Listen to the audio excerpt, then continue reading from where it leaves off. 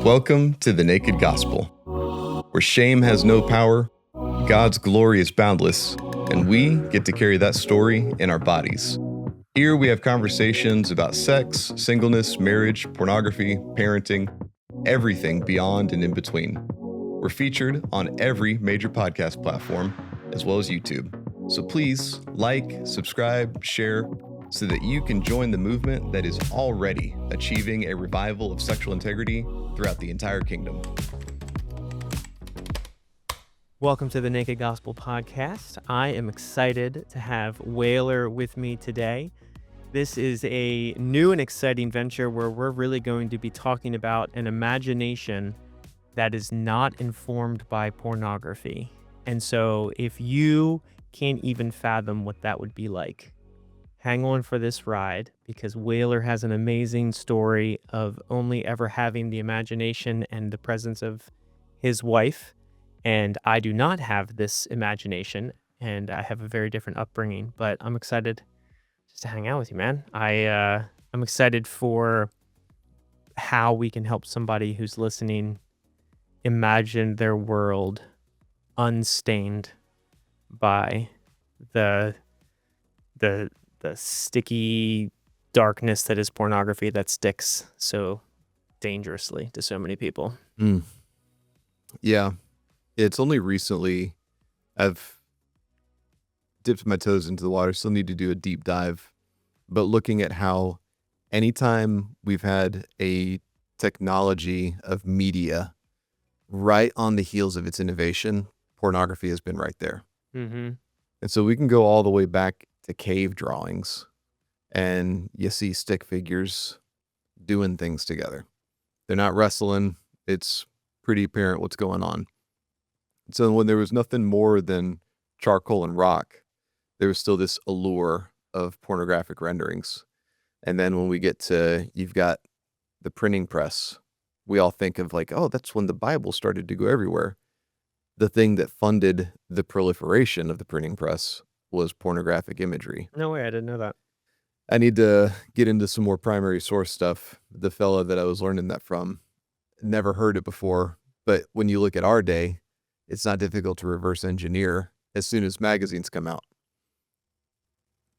they're pornographic just as quickly as they can be. And then states are behind the curve deciding what's legal and where can you put it. It was in our lifetime. It was a matter of where can these magazines actually be displayed in a public setting because kids are there, which means for years there was no legislation on the matter.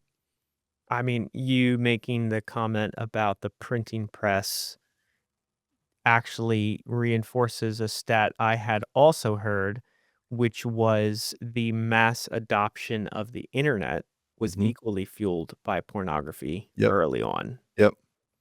And the very first people to show anything like an internet addiction were the guys that worked in software during the advent of the internet. Because, nowadays everybody just takes it for granted. High-speed internet is everywhere you go. You don't have to be plugged into a hard line anymore. I grew up in the LAN days. I was there at the invention of the 386 home computer, then the 486, and the Pentium chip. The Pentium chip was revolutionary. And now we've got more data in our pocket than we ever had on these giant table-sized machines. The first guys that got addicted, they had access to the highest speed internet that was available. They were the only ones that did. So they worked in the tech industry. And while they were using it for business, they were also using it for this exploding industry of internet pornography. And I think they estimate 40% of all internet traffic is porn driven. Right now? Oh, I thought it was even higher than that.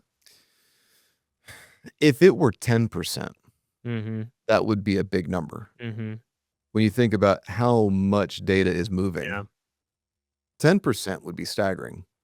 Even if it's only 40%, that's an astounding amount.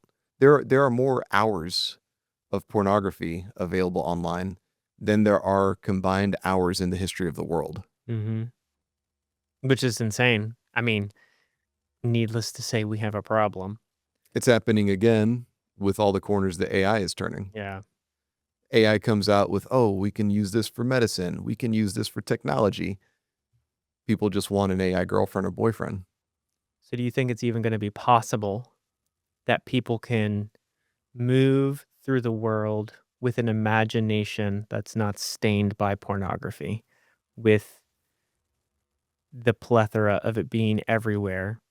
It is novel in a sense in our day. We see, in scripture and in different places, right? Like you did have to seek it out. You did have to go to, the street where the prostitute lived or the corner where she was present. And then as human history unfolds, it's not exactly that this is a new phenomenon, but to your point, what is your line about the cell phones in our pockets? Oh yeah. God machines in our pockets and a harem in our pants. Just let that one sit with you for a minute. That one got me the first time I heard it too. But yeah, and so I am excited to have a conversation, about it's just the real talk of like, can a man move through the world without a pornified imagination? Mm-hmm. And the answer is yes, but then it involves discipline, self-control, wisdom, and it doesn't have to be this insanely burdensome, impossible to achieve reality. But I do think there are some like frank realities that we have to like reckon with in our day around that like baseline beginning place is, I think someone's level of consumption in social media. I really just think social media and movies. If I think, where can I just randomly throw a dart and hit porn? Mm. It's social media area and everything that that entails. And then, rated R, PG-13 even now, movies. If you kind of stay away from those two hot zones, which to be frank are literally everything and everywhere, it is safer. Mm-hmm. So then, not to simplify things, but it is curious. You hear people, everybody's talking about the phone detox, social media detox. The longer I do this, being at almost a full decade now, the more I'm convinced that a sprinkling of Luddite, which just means anti-technology reality, I think is better for the whole person, the whole human. And like for me personally, like I only ever traffic in Facebook. And, someone might be listening to this in 5 years and giggle at us because Facebook doesn't exist anymore. I don't know, but from what I've seen from the deep dark holes that exist in other platforms, Facebook has traditionally been the safest. Although in literally the last 48 hours, I'm already noticing ads that are like pushing the boundaries. Mm. And I'm like, apparently this one's going by the wayside as well now. And so I hop on for work, but Instagram is the devil. TikTok is the devil. These are, well, I say that meaning that people that are in this space of selling their bodies or I'm trying to use PG language here. They use these platforms to get views and traffic to monetize their stuff. Mm. They can't exactly do it on Facebook yet. And this isn't a conversation about social media, but I will say from my vantage point, moving through the world with a non-pornified imagination, it does feel easier if I'm not deep in all the social media channels. Yeah. Yeah. If we could all be Amish to some extent, Yes, that'd be amazing. we'd all be healthier for it. So much healthier for it. The difficulty, and I like how Wendell Berry has played this out, because he is one that he's done a really good job in defense of the Luddites and Mhm. in defense of the Amish. Instead of having them be nothing but a running joke, Mm. he's helped not look at them, but look alongside them. Mhm. And so the Luddites, I think their contention was an innovation in textiles. There was something that changed in how they were weaving fabrics. Mm. And so mechanizing it was going to replace a lot of jobs. They didn't want that. Uh, But it's not just being opposed to a machine, and at the bottom of it, it's not even being opposed to technology per se. The question that the Amish have is, what will this technology do to my community?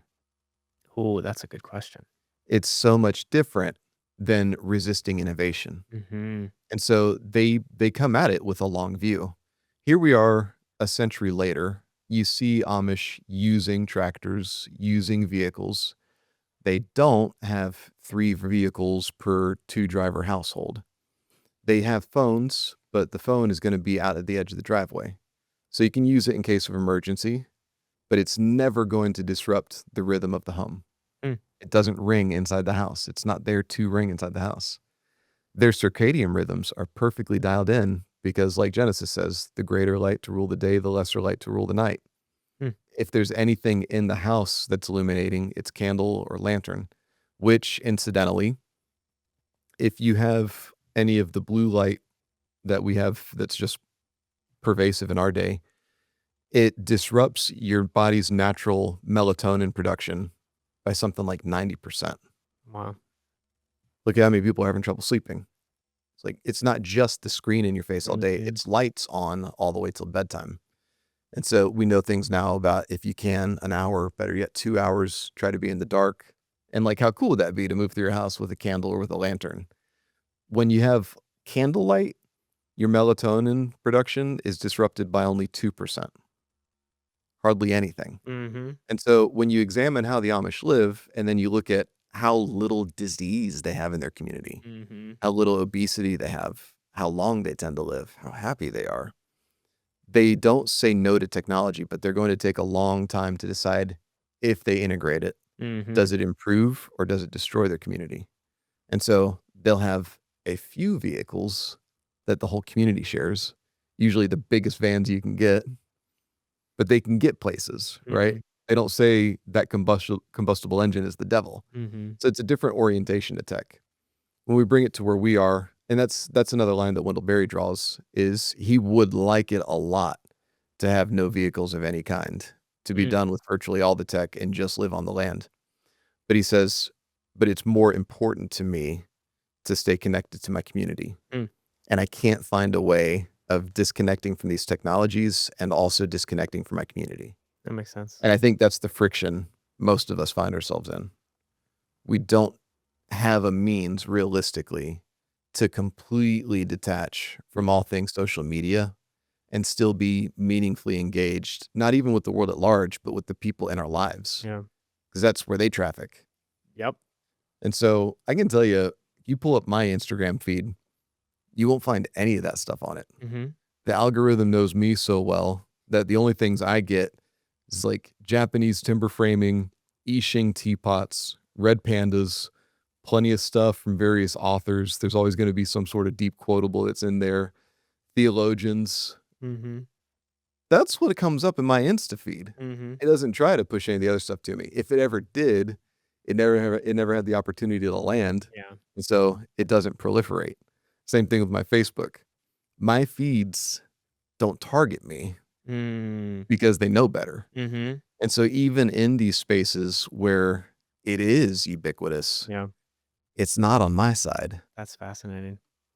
No, that's interesting, and I'm curious too, because there's been times when, like, in the work, I'm talking in, like, random passing about, like, the technology advancement with AI and AI girlfriends, and then I'll see an ad for an AI girlfriend, and Yeah. I'm like, "What's happening right Yeah. now?"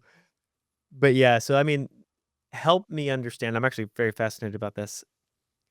How do you, if you're listening now, or maybe for those that don't know, help us better understand what I kinda teased out at the beginning, like, you do not have a pornified imagination at all, which is the life I want to give to my children, to my boys, Mhm. to my daughter. And so, I mean, I'm taking notes, and if someone's listening, I would encourage them, like, write this stuff down, not, verbatim, but if I could just press a magic button and have my children have that story, I'd do it in a heartbeat, and I'd Mhm. give any amount of money for it as well. Mhm. I think I've had some time to try to reverse engineer Mm, what happened when I was younger. The biggest thing has to be the culture of the home that I grew up in, Oh, that's good. where both of my grandfathers and my dad,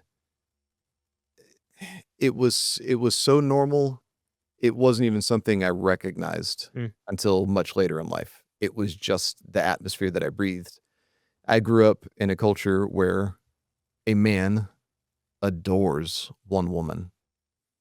That was my normal. That was my baseline. As a kid, I had friends whose parents were divorced or were getting divorced. I saw living room friction in other households, but those were the weird situations to me as a child, because all I knew was a man is just infatuated with this one woman. mm-hmm. We weren't having conversations about pornography. In my day, when I was coming up through my formative years, I mean, the internet wasn't a thing until I was maybe 13-ish, Mm-hmm. 13, 14, somewhere in there. And so before that, it's magazines and VHS cassettes, Mm-hmm. and you had to know which skeezy side of town to go to even get the stuff. Or you got the uncle or the cousin who's got it under a bed and you find it on accident. I never had any of those accidental discoveries. Mm. So there's a significant component of luck, or if somebody wants to use Christianese, God's grace. There's a prevenient, what looks like keeping me insulated from stuff. Because there were a few occasions where I had a close call, but it would be years later Mm-hmm. before I would know what kind of close call it was. Question about that. I'm actually super curious. So, you know, is how much of your parents' diligence prevented those accidental encounters? Because I can imagine, I know it right now. My uncle had the Skeezy magazine thing next to the bathroom, and it was the uh swimsuit magazine that was Sports Illustrated was the thing. This was in the 90s. And so not that my parents could have done anything and not that my parents weren't protective, but I'm very curious about your environment that your parents curated for you inside the home and outside the home, where even the accidental encounters were lessened. Mhm. And that's a factor where it seems like luck was the biggest mover, Okay. because there wasn't that kind of intentionality Hmm. in our conversations. Okay. Uh, there was a little bit of boyfriend, girlfriend talk once I would have gotten into the high school years. But before that, I I did not know about the concept of pornography Hmm. until I was already well into puberty. And at that point, it had no interest for me. Like, I didn't have any poetic knowledge of it, Yeah. but I knew enough about the radioactive qualities that there was just no interest there. And the premise was always repellent to me as well. But Like, how and why? yeah, I think that's why I come back to the baseline of how the men of my life treated the women in my life. Okay. They were not objectified. Hmm. They were, if anything, glorified. There was very much a crowning of these women, Hmm. and just how thoroughly they were adored. Hmm. And so, even without the conversation, watching that in practice did something to write into my spiritual genome that if you are lusting after a woman, that's a dehumanizing activity. Hmm. That wasn't vocabulary in my head as a kid. Hmm. Uh, one of the close calls, I would have been 10-ish, riding my bike through my neighborhood, going to my buddy's house. I get to the edge of the driveway, and they're like maybe 15 feet away on the other side of his mom's vehicle looking at a magazine. Hmm. 5 buddies. And as soon as I pulled up and just kind of like posted up on the sidewalk, their faces looked ravenous. Mm. And whatever was going on, I wanted nothing to do with it. Hmm. Had no clue what was on the other end, but they're all looking at something. As a 10-year-old, it just kind of looked like the Looney Tunes wolf face. Hmm. It was cartoonish, but it was repellent. Hmm. And if there was any connection, if there was any correlation between what they were looking at and that look on their faces, Mm. I didn't want to get anywhere near it. And so they were like, "Hey, you gotta check this out." I was like, "No, I'm okay." "No, no, no, come look, come on." I was like, just pedaled my bike and got out of there. If I had just been there already, like if I had rolled up 5 minutes earlier and then the magazine pops out, Yeah. what happens then? Mm-hmm.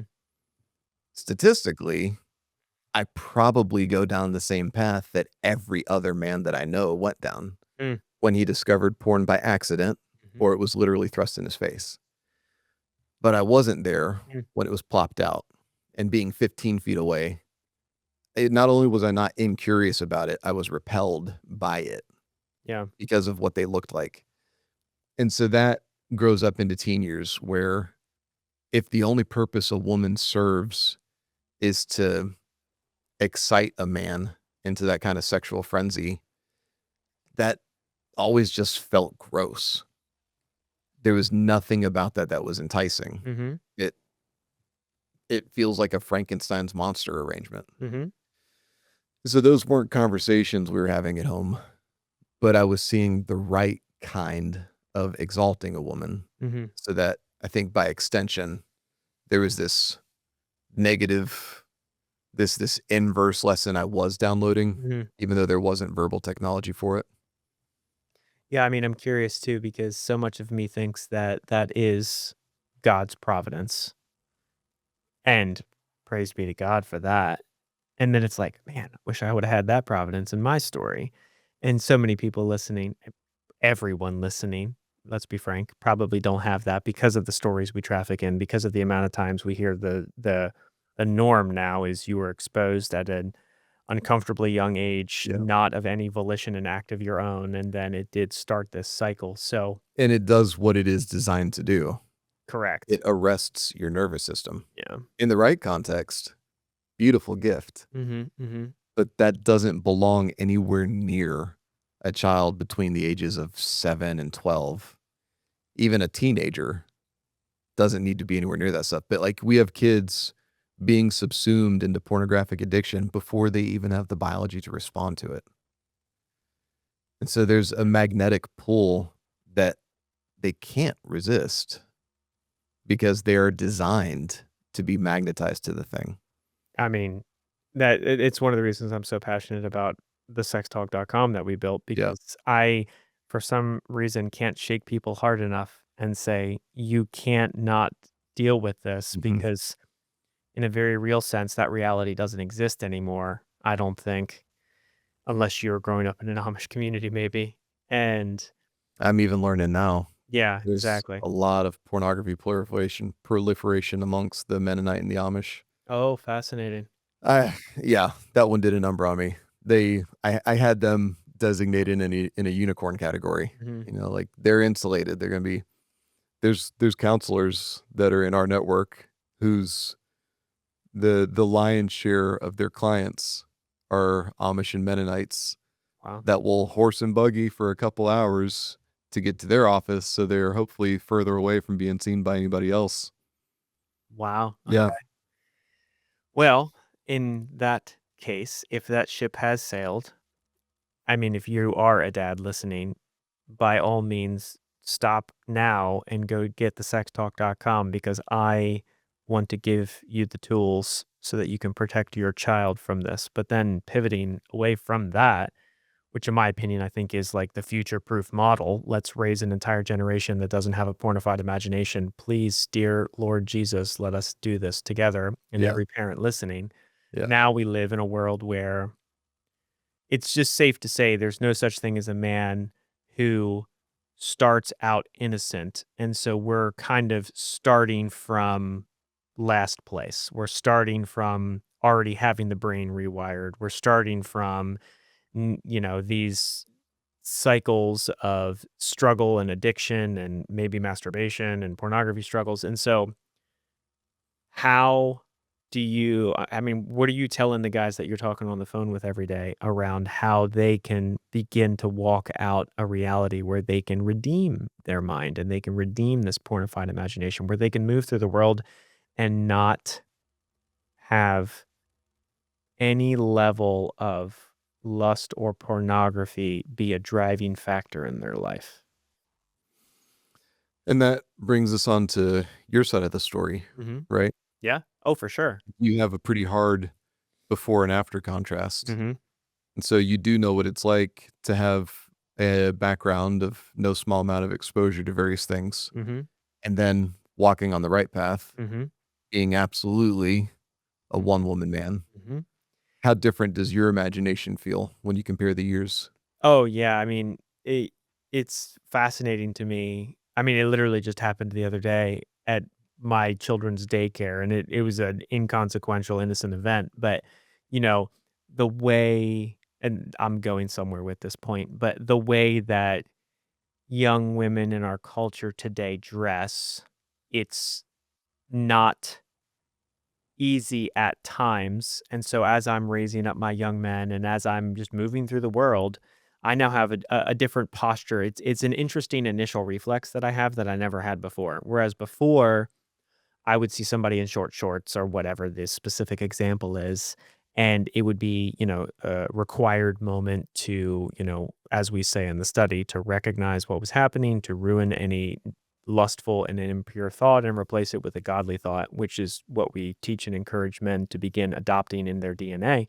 But then when you start walking through that space, I now have this interesting reflex where it's like, I just want to go up, put a blanket on someone and give them a hug and say, like, you're special. Mm. And I have noticed that I see women in, this conversational context as someone I wanna protect. I it's weird because my mind goes to, like, you probably didn't have a dad. You probably didn't have someone who was growing up telling you you were beautiful and that they loved you, and now this isn't all extrapolated off of short shorts, but you kinda see where I'm going with it, and so I am honored that I now possess an imagination that is trying to become and always be a protector in this space. And Mhm. so that's encouraging for me, even as a father, I would say even more so, of course, obviously for myself. But um, yeah, I mean, I can go down a million rabbit trails in this area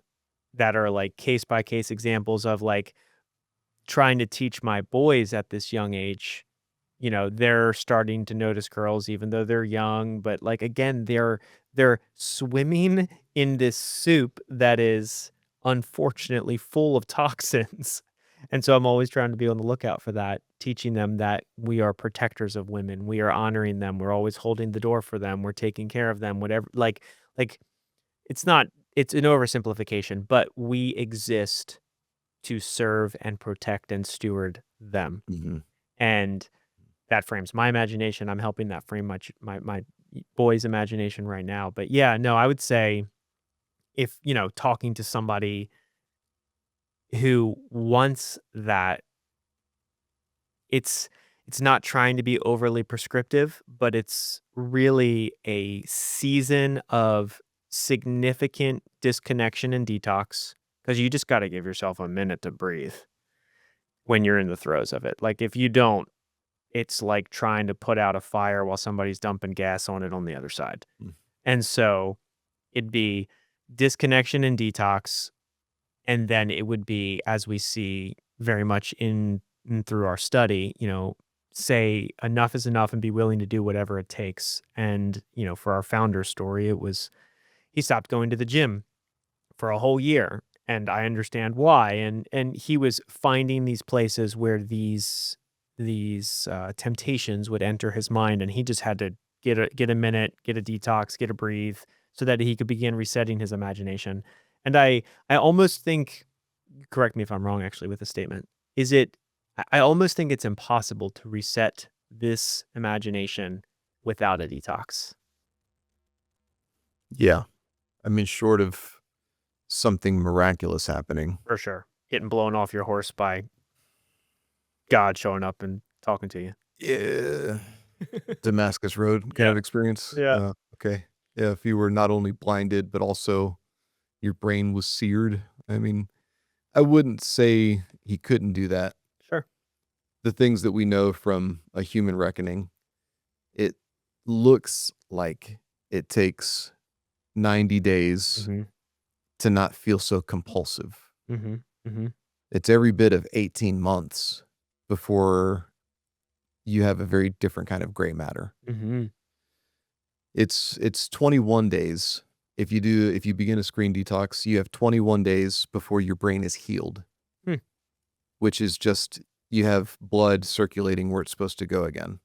And that's a thing to consider. The people that are living this way, when we say they're dehumanizing themselves, we don't mean that only in an ambiguous, generic spiritual sense, although that's true. Yeah. And if we had anything like an fMRI for the spirit, I think we would be horrified Hmm. if we could look at that, if we could Mhm. see a cross section of our soul, Yeah. what these things are doing to us. But let's just push that aside for a second. What we see happening to the brain of a pornography user looks worse than the brain of a heroin addict. Mm-hmm. Yeah. I've seen those scans. They get less brain the longer they engage in porn. Mhm. That's what we mean when we say dehumanizing. Of course, eventually it gets to the things that used to excite you don't anymore. And so you get into things that you used to think were gross, and then you get into stuff that's violent, and then you get into stuff that's categorically criminal. And there's a continual law of diminishing returns where you don't derive any pleasure from it. Mm-hmm. And yet you can't resist continually going back. Mm-hmm. I just recently saw a graph of addiction that shows it compares it on a scale of happiness. When a person is, let's say, normally happy, there's all different kinds of experiences that will bring them happiness. Mm. Social interactions, outdoor activities, pastimes, hobbies, media, a lot of things make them happy.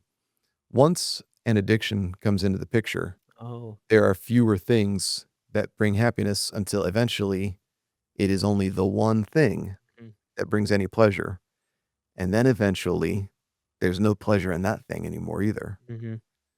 And we see that happening where it doesn't matter what is the instigator in somebody's lives. They're happy, they're sad, they're angry, they're lonely, they're tired, they're excited. It's a victory day. They're depressed. They got to console themselves. Any mood has a trigger now that gets connected to pornography. Yeah. The triggers are everywhere. And that is crossing every hemisphere, every region of the brain, so that they've got this multi-tentacled hydra spreading out that is infused with all of them. Mm-hmm. So they've got this really busted Yggdrasil tree where the root and the branches are always going up and down to and from pornography. What is left of a person when they've consigned themselves to that? Pornography has nothing to offer me Mm-hmm. in that regard, Mm-hmm. in any regard. Mm-hmm.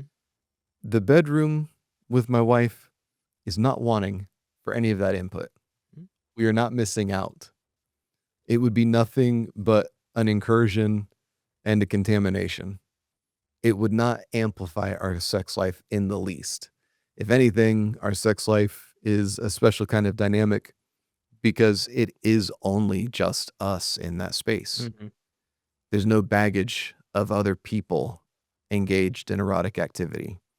It's pure. It's like she gets to be perpetually virginal with me Mm-hmm. because nothing else has ever been permitted there. Mm-hmm. What can the industry propose to me that would be worth 5 minutes of my time when that's the arrangement that I have at home? Yeah. I mean, and that's the best vantage point that I want to figure out how we can curate into the minds of a million men. Yeah. And I just try to hold up both images where they know what their status quo is. Mm. And if there'll be 5 seconds of honest, they'll see where they came from and where they're going. Mm-hmm. And it looks a lot like that graph. Mm-hmm. They're getting less happiness out of less activities until eventually it's none out of anything. Mm. It's a miserable way to plan the rest of your life. Yeah, And they can see the fallout that's happening relationally. Mhm. They can see the hazard that they are to society. If it's a man, how corrosive he is in the company of women. If it's a woman, how susceptible and dangerous she is in the company of men. And then, of course, you've got SSA, where it may not have to be gender specific. They see that it's doing nothing but harm to themselves and others. That's the ugly side. Beautiful side. You wake up and you don't think about any of that mess. Mm-hmm. You move through the world completely unrestrained with an imagination on fire that only sees people as godlings in the world. Mhm. Paul's language, to view older women as mothers, to treat younger women as sisters, older men as fathers, younger men as brothers. It should be a repulsive idea to think about pornography with your sister. Mm-hmm. Yeah, that's one of the biggest fetishes on the search trends. Yeah. The things that used to be unspeakably evil have Mm-hmm. now become common. In the household of faith, I want to hope we at least are a few degrees closer. that we're even having this conversation. Stuff that is wrong in every way, even from a nihilistic perspective. If you are having any kind of sexual activity with your nuclear family, that's bad for the species. This is an inarguable point. You can't contest Mm-hmm. this. There's no angle to justify it and make it, well, it's okay if it's your thing. No, nobody, it's not only the case that nobody's improved here, everybody is harmed here. Some weeks ago, our high school girls, they had a friend come over, had some sort of vehicle issue. Once she parked, I get home like 5 minutes after this mayhem, and I get roped in to go look at the engine. Like, I'm going to figure it out there on the curb. I know Moonshine would say I'm dangerous enough to cut myself when it comes to mechanics. So I go out and I troubleshoot. Maybe it's this, maybe it's that. We didn't do anything. No wrenches were turned. No vehicles were repaired. And so I was just kind of like laughing about it with Adina later. It was such a meaningless day. Like, why did they even bring me into that?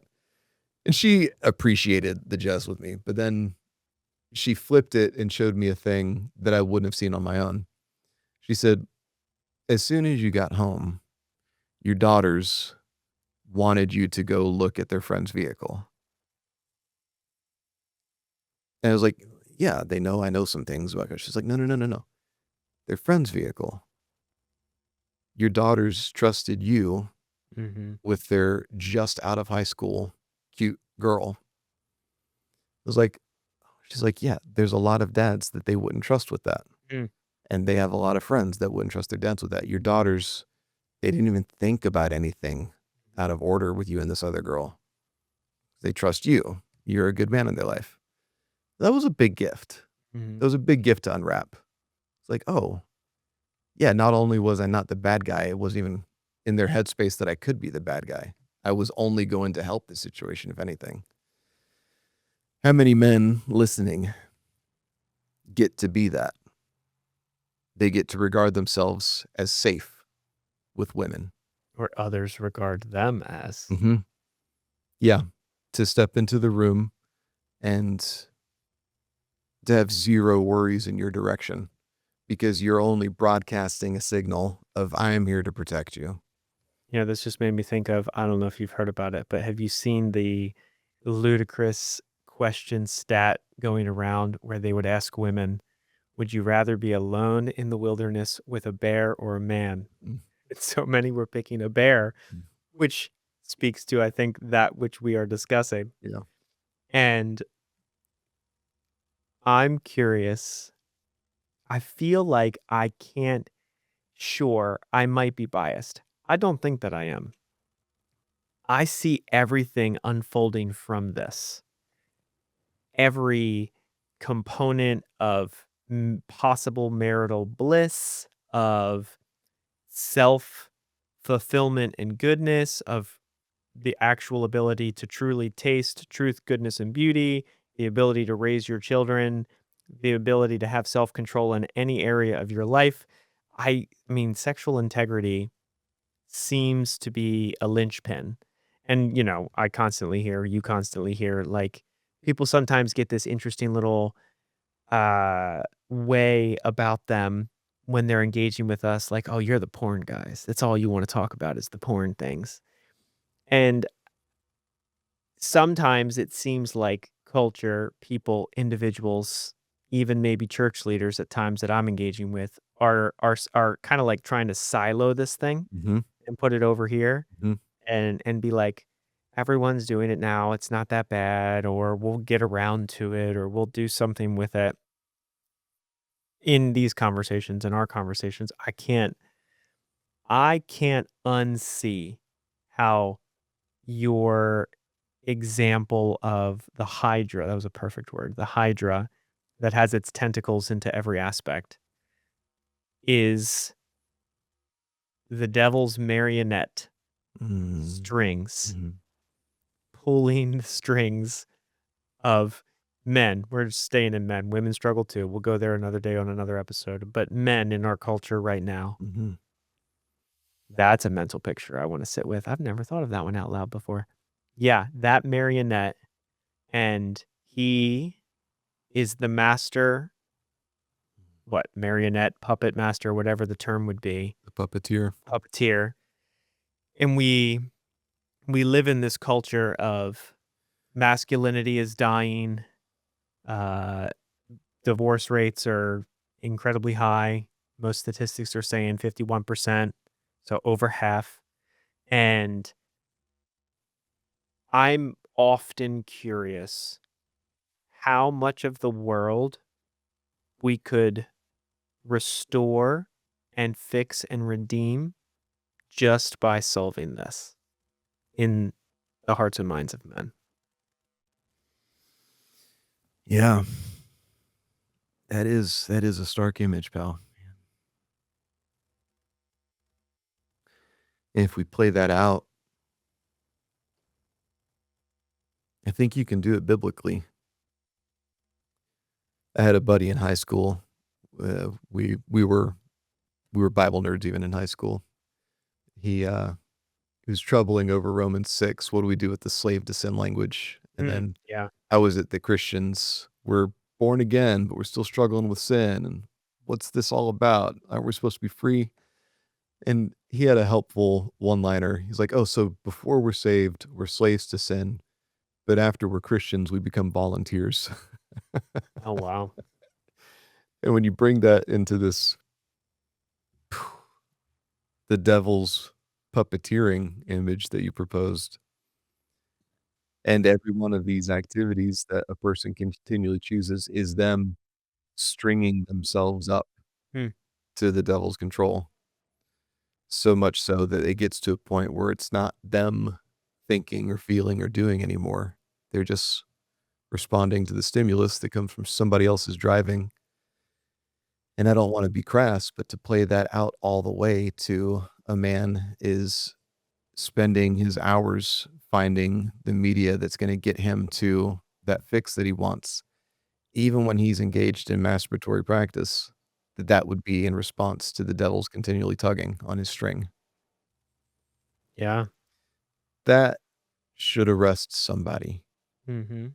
to consider if they wanna do that, because if it's the case, why would you think that when you're done with your porn session, you're somehow unstrung from the devil? Mhm. Like, that's going to follow you the rest of the day and the next day. And those strings are just becoming ropes, and then they're becoming chains, and then this is just who you are because you've so fully subsumed your identity in this activity. The 90s person is me is screaming that's wanting for a t-shirt design. A marionette Yeah. with chains instead of strings attached to the puppet. Mm. And then, the reality is that it is possible to cut the chains, Yeah, or even better, to cut the strings before they become chains. that's ideal. Oh, yeah. Yeah. But if you have somebody, and we have had the good pleasure of working with people who are on chains, Mhm. Mhm. and we're talking 50, 60 plus years of addictive behavior late into life, deep into marriage, they have a hard year when they turn the corner. It is a fight. The difference is now they're on the right side of the fight. Mhm. And in time, we've also had this wonderful experience. You get to a point where it's not a fight, it's not an ongoing dogged resistance, it just becomes who you are. Mhm. And that does have to be earned. Mhm. Somebody might balk at the pitch and say, "Oh, it sounds like works-based salvation." Well, what we're not talking about is a works-erased sanctification either. That's good. And we do have quite a lot of instructions in Scripture that talk very plainly about the things you have to do. Mhm. And so it's a training, and it is a renewal. A renovation project in construction doesn't happen in a single weekend. You can do the demo pretty quick. You can remove the mess, and that's an improvement. Building it back is going to take time. Exactly. But at least at that point, the mold isn't in the house anymore. Mm-hmm. The water damage is gone.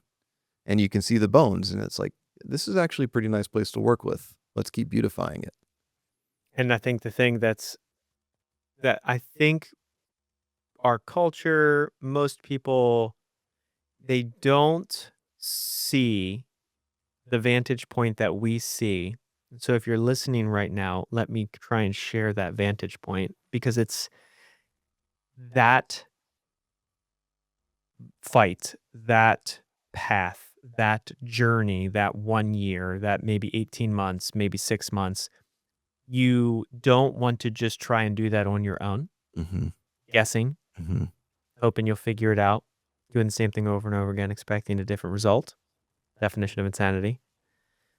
And our founder, the beauty of Proven Ministries, and the reason we sit here today is because we have created, curated, vetted, and revamped over 24 years, in my opinion, the most perfect roadmap, path, guide for how to cut these strings and cut these chains and move through a space to come out the other side with a redeemed imagination. And that's literally why I wake up every morning. And we have seen it in a word proven many times over. It doesn't seem to discriminate at all across any demographic.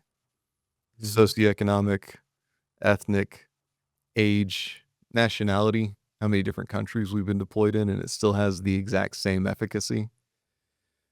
I like the way you were framing it, in that we could be seen as a bonus, a special interest project.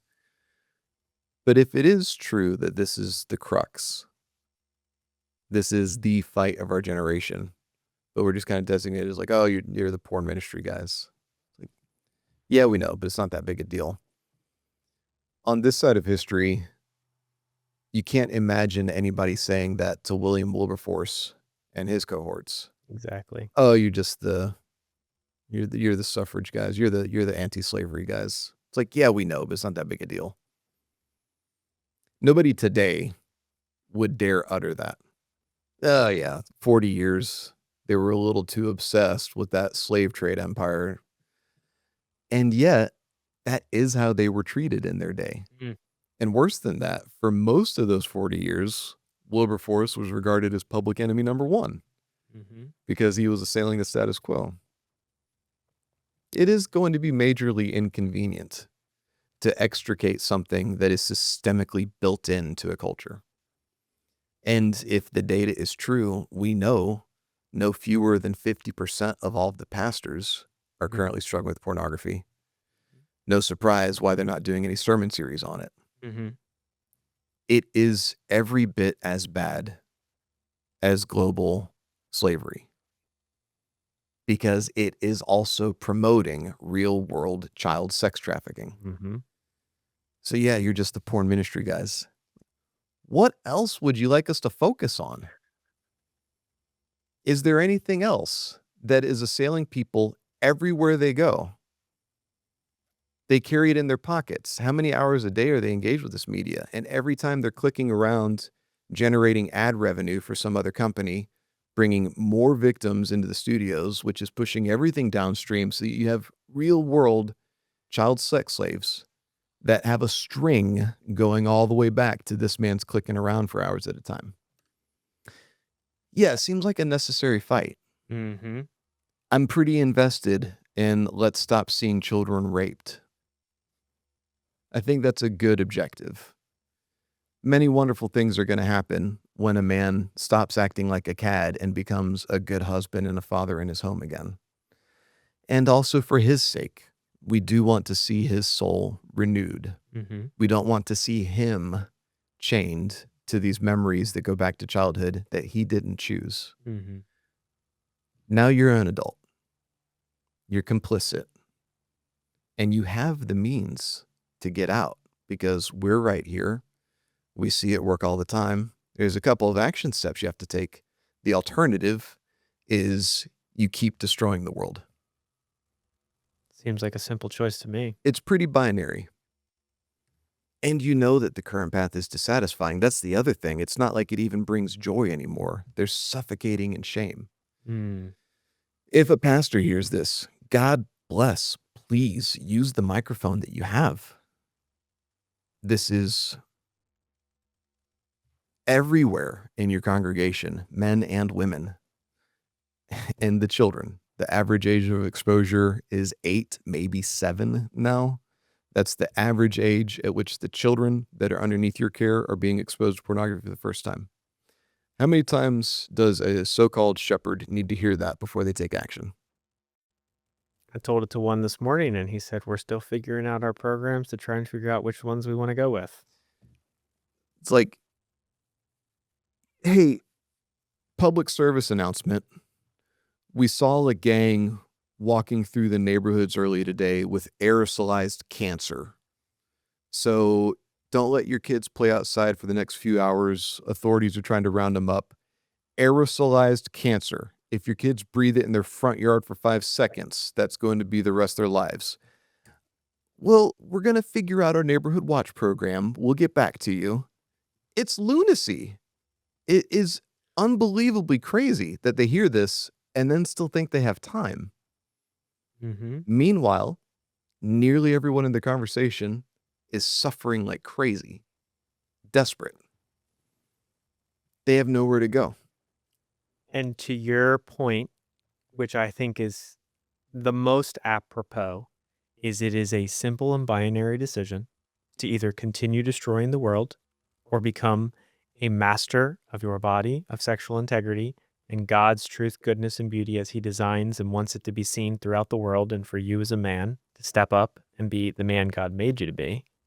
It's as simple as clicking a link, reaching out to us, and saying, yeah, I want to go on that path. I want to go through that study. You guys have done 25 years of work to put all this together so I don't have to go figure this all out on my own. So if you're listening now, make the binary choice, because we want to see an imagination of an entire generation of men that are protectors, that, to your point, are not fueling the trafficking industries and the objectification of women and the destruction of marriage and the separation of children from the home.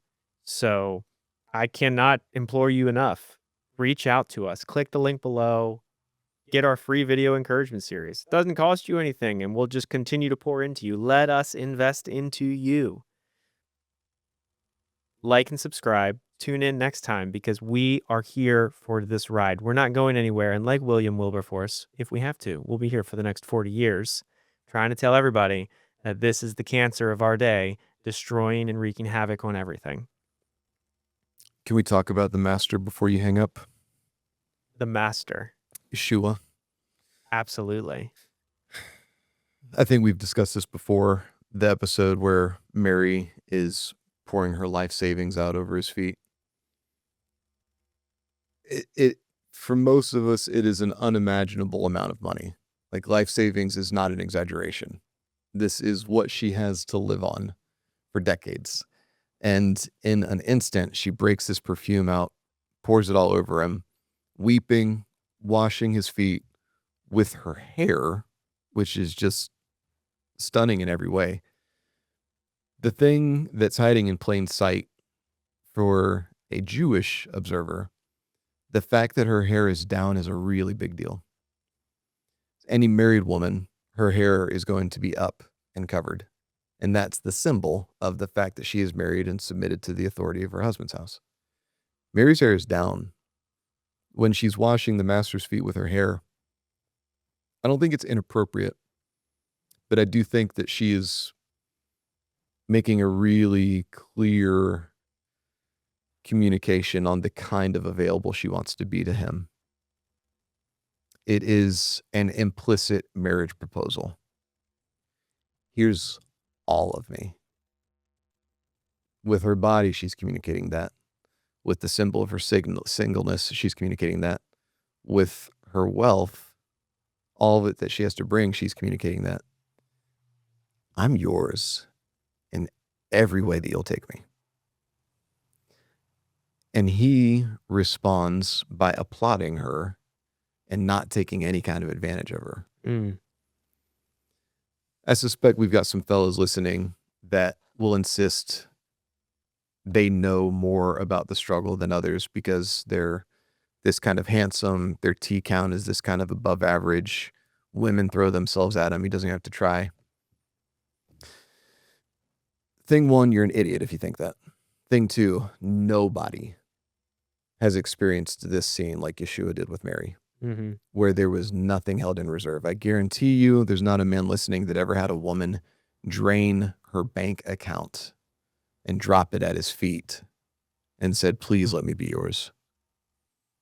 And she is completely safe in his presence. And that was the story of any woman that he ever encountered. He was only invested in their ultimate good, so that even when they were dangerously vulnerable, he could still be the very best thing for them. Why not be that kind of man? Instead of a guy that is resigning himself to increasingly becoming a golem that feeds on women like a vampire.